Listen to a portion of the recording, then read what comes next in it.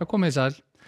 Síðasti dagur vetrar að líðandi lok, eða hefði minnstað þá sumardagurinn fyrsti hjá okkur morgun og dagurinn í dag hefur nú svo sem verið ágætur víða land, sólríkur og hitatölur fóru hæst í 11 stig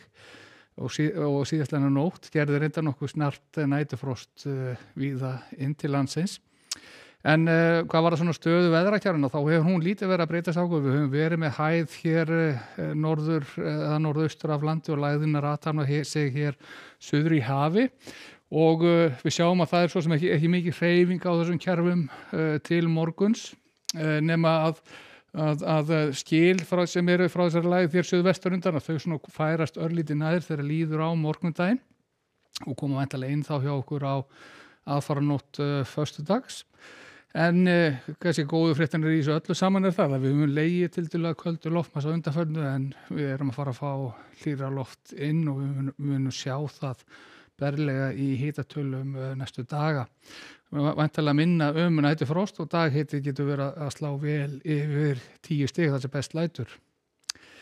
En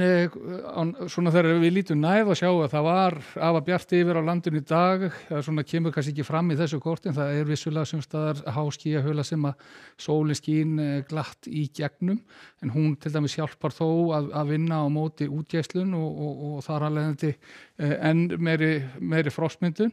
En klukkan 19 þá var nú svona skýjabakki hér með suðurströndinni, eiginlega engin úrkoma sem heitið getur í þessu og það verður inn viðkvæðið varðandi nóttina, svona þétting kannski í fjöllum hér síðst, en skýjað svona hér suðaustan til, það er Suðausturlandi og sunnanverðu Austfjörðum og þar getur dropað lítilega í fyrramálið eins og við sjáum hér. En hitatölur svona almennt séð klukkan 8 í fyrramálið nokkrum gráðum yfir núllunni norðan til og jafnvel og gott betur en það hér sunnan til en það viðbúið líkt og undanfarna nætur, það getur gert næturfrost og þá sérstaklega við norðanvert landið þannig að svona vorandi þjóðtrúna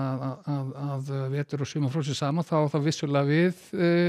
norðanvert landið á morgun og getur gert svona stöku stað sunnan til svo hún ætla bara að sjá til hvort að svo þjóðtrú rætist sem hún hefur oft ekki gert. En í framhaldinu þá breytast hlutinir hægt og rólega eða lítið sem ekki neitt á morgun. Við sjáum að það meira og minna léttskýjað á vestan og norðanverðu landinu á morgun. Lítið sáttar úrkom og köflum suðaustanlands og sem og á Austfjörðum. Annað kvöld hitatölur á þessa leið, svona mikið til í kringum 10 stigin og síðan sjáum við að þegar líður að miðnætti á morgun og þá fara þessi skil svona að gerast nærgöngulli og að koma hér, snerta hér suðurströndinu þá að fara nótt föstudags. Það hefur náttúrulega í för með sér að það mun nú þykna upp í það land og þó síst á norðausturhorninu en úrkoman í þessu skilum ætlar að verða nokkuð slitrótt nema að vera skildi þá á Suðausturlandi þar sem hún verður nú meira samfellt og jafnvel í töluverðu magni. Og staðan þá á föstudagsmorgun verður þessa leiðar svona ákveðin austlæg eða suðaustlæg átt á undan þessu skilum og síðan leita skilin norður yfir landið og þegar líður á föstudaginn orðið meira og minna skýjað á landinu. Töluverð úrkoma suðaustanlands, lítil úrkoma í öðrum landshlutum og á föstudagskvöld að þá sjáum við að það svona mest vindurinn úr þessu, yfirleitt þetta 3-8 metrar á sekúndu, sumstaðar kannski meiri til fjalla og í framhaldinu síðan þegar við komum inn á helgina þá sjáum við að þetta verður nú mjög svipað áfram, við fáum svona bakka en að getur gert rigningu öðru hvoru víða land og síðan norðan til og jafnvel að það verði nokkuð bjart veður norðanlands þá á laugardaginn eins og við sjáum hér. Og fínustu hitatölur þá norðan til sem og í rauninu sunnan til líka en þar verður náttúrulega bara þyngra yfir